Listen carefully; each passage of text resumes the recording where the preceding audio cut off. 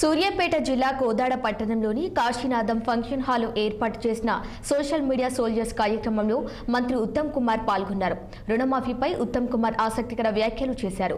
2 లక్షల వరకు ప్రతి రైతుకు రుణమాఫీ చేయడానికి ప్రభుత్వం కట్టుబడి ఉందని, ఓర్వలేక ప్రతిపక్షాలు నిందలు వేస్తున్నారని అన్నారు.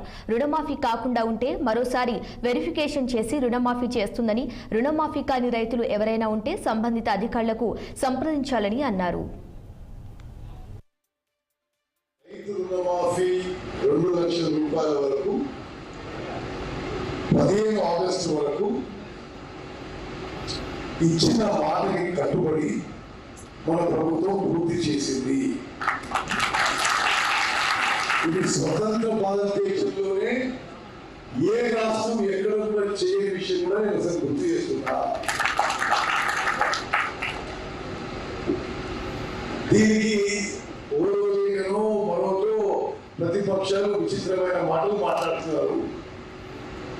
ఈ రోజు మేము ఇచ్చిన క్లారిటీ ఏంటంటే, చిత్రపట శ్రీనివాసరావు ఆయన పాస్బుక్ సరిగ్గా లేకనో వేరే కారణంలో ఎవరైనా మిస్ అవుతుంటే, ఎవరైనా ఆ రుణమాఫీ కాకుండా ఉండిపోయి ఉంటే వాళ్ళకు కూడా ప్రభుత్వం కొనసాగించి ఆ కరెక్ట్ చేసి ఇచ్చేస్తాము అని చెప్పి ఒక హామీ ఇస్తున్నారు.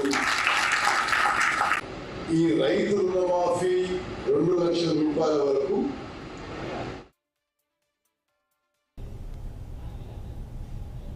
ఇవి ఇప్పటివరకున్న అప్డేట్స్. Keep watching 6 TV. సామాన్యుడి ఆరో ప్రాణం.